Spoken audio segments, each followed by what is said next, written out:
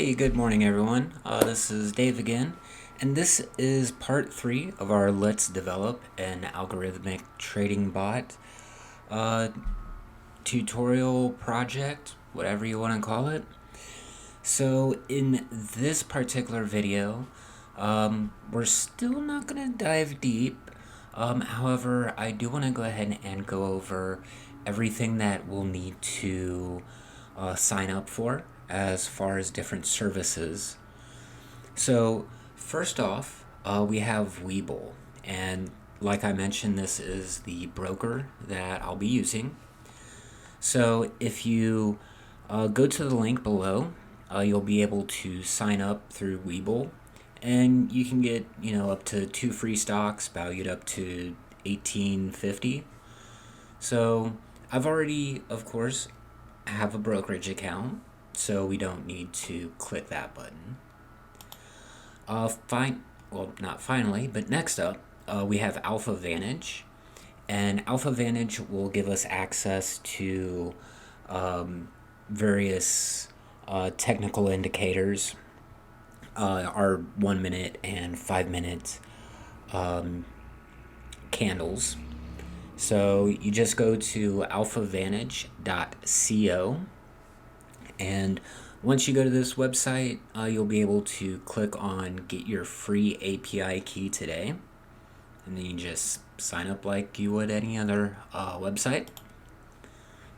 Now, another one that we need to use is iexcloud.io. This right here is the IEX Finance API that I mentioned in the previous video. So you just go here, you put in your email, and then you just click Start Now, and that'll go through the sign up process for IEX. Next up we have is Docker. Docker is going to be our container software.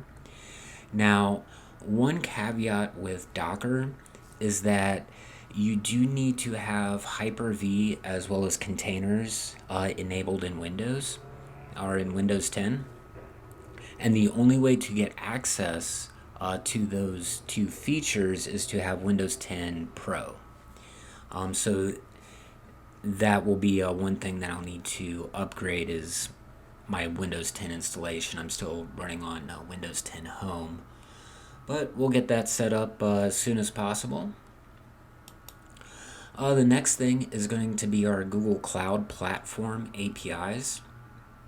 Now, once you go to console.cloud.google.com, it'll bring you here.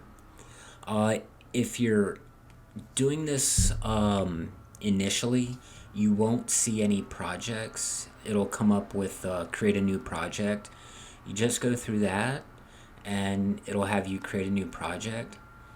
And once you do that, you just go to Enable APIs and Services.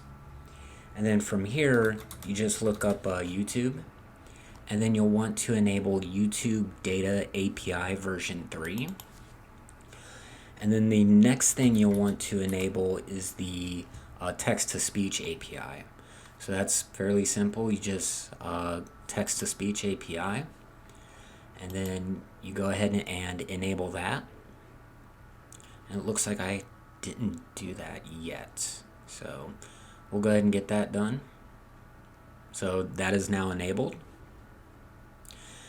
And, it says to use this API, you may need credentials. So we just create the credentials there. And which API is text-to-speech.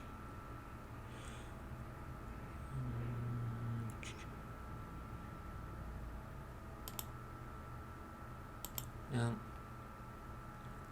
So let me go ahead and go through this real quick.